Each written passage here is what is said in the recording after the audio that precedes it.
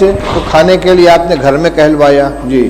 فبعث الى نسائه فقلنا ما معنا الا الماء فقال 9 گھر تھے، 9 گھر کے اندر سوائے پانی کے کچھ نہیں تھا جی. فقال رسول الله صلی اللہ علیہ وسلم من يضم او يضيف هذا. ایک بات درمیان میں عرض کر دوں، مولانا سعد صاحب نے بھوپال میں تقریر کی ہے کہ دعوت اور تعلیم دونوں سنت کے راستے سے ہٹ گئے ہیں، اور مثال اور دعویٰ کیا کیا ہے کہ صحابہ کرام رضی اللہ تعالیٰ عنہ خود رسول اللہ صلی اللہ علیہ وسلم کے گھر کا انتظام کرتے تھے. یعنی طالب علم کی یہ ذمہ داری ہے کہ وہ استاد کی کفالت کرے. کہتے ہیں کہ صحابہ جنگل جاتے تھے، لکڑیاں کاٹ کے لاتے تھے، اس کو جلانے کے قابل بنا کر فروخت کرتے تھے، اور رسول اللہ صلی اللہ علیہ وسلم کے 9 گھروں کے اندر تازہ بکری کا گوشت روزانہ پہنچاتے تھے.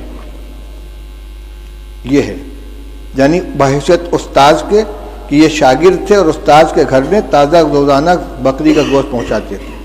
اور ہم جو روایت پڑھ رہے ہیں اس میں کیا مل رہا ہے؟ اس میں یہ حضرت عائشہ رضی اللہ عنہ فرماتی ہیں کہ ایک چاند نکلتا تھا، دوسرا چاند نکلتا تھا، اور تیسرا چاند نکلتا تھا، اور رسول اللہ صلی اللہ علیہ وسلم گھروں میں آگ نہیں جلتی تھی. اور یہاں آ رہا ہے کہ 9 گھروں میں حضور صلی اللہ علیہ وسلم نے آدمی بھیجا ہے، اور سب جگہ سے جواب کیا آ رہا ہے؟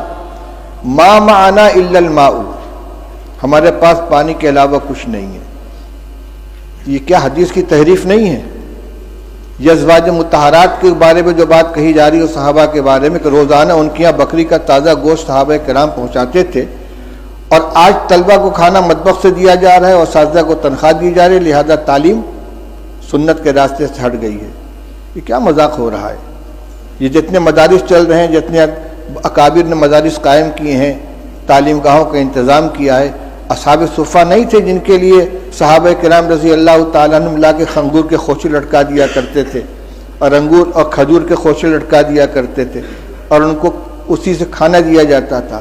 وہ روایت نہیں آئی کہ رسول اللہ صلی اللہ علیہ وسلم مہمانوں کو حوالے کرتے تھے کہ بھئی اتنے کو کون کھلائے گا، جس کے گھر میں 2 آدمی کا کھانا اور تیسرے کو کھلائے، جس کے یہاں 4 وہ 5ویں کو کھلائے. صدیق اکبر اتنے آدمی کو لے کر گئے، فلاں اتنے آدمی کو لے کر گئے.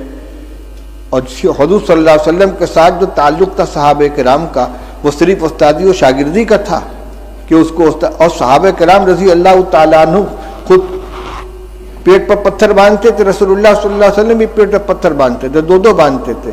لہذا یہ کبھی اتفاق سے کوئی جزیہ پیش آ جائے اس کو دائمی معمول بنا کر پیش کرنا یہ تو تحریف ہے کہ سنت کے راستے سے مدارس ہٹ گئے ہیں. نہ دعوت سنت کے راستے پر بچی، نہ تعلیم سنت کے راستے پر بچی ہے.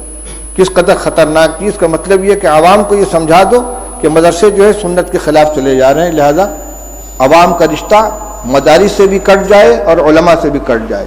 یہ انتہائی خطرناک رجحان ہے، جو اس کا مطلب یہ کہ سب کو باطل تنظیموں کے حوالے کر دیا جائے. ان کو نہ مدرسوں سے تعلق رہے گا عوام کا، نہ علماء سے تعلق رہے گا. پھر بھیڑیا آئے گا اچک کے لے جائے گا ان کو.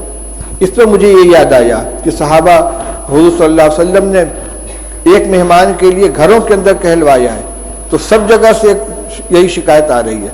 حضرت انس رضی اللہ تعالیٰ عنہ کی روایت پڑھ چکے ہو کہ بدبودار جس میں مہک پیدا ہو گئی تھی، ایسی چربی لے کر حضور کی خدمت میں پہنچے ہدیہ کے طور پر، اور کہتے ہیں کہ رسول اللہ صلی اللہ علیہ وسلم کی 9 ازواج مطہرات تھیں اور کسی گھر میں کھانے کو نہیں رہتا تھا. آپ نے وفات کے وقت 30 سا جو یہودی سے ادھار لیا ہے، اپنی ذرا اس کے پاس آپ نے رکھی ہے.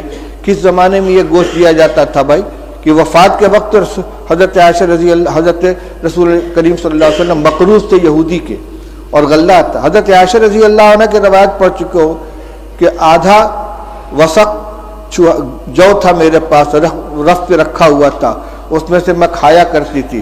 ایک دفعہ تول دیا تو سب ختم ہو گیا. یہ جو کو کھایا جا رہا ہے پکا پکا کے، اور یہ تازہ گوشت روزانہ پہنچا رہے ہیں. افسوس ہوتا ہے اس طرح کی حرکتوں کے اوپر. چلو پڑھو روایت. فقال رجل من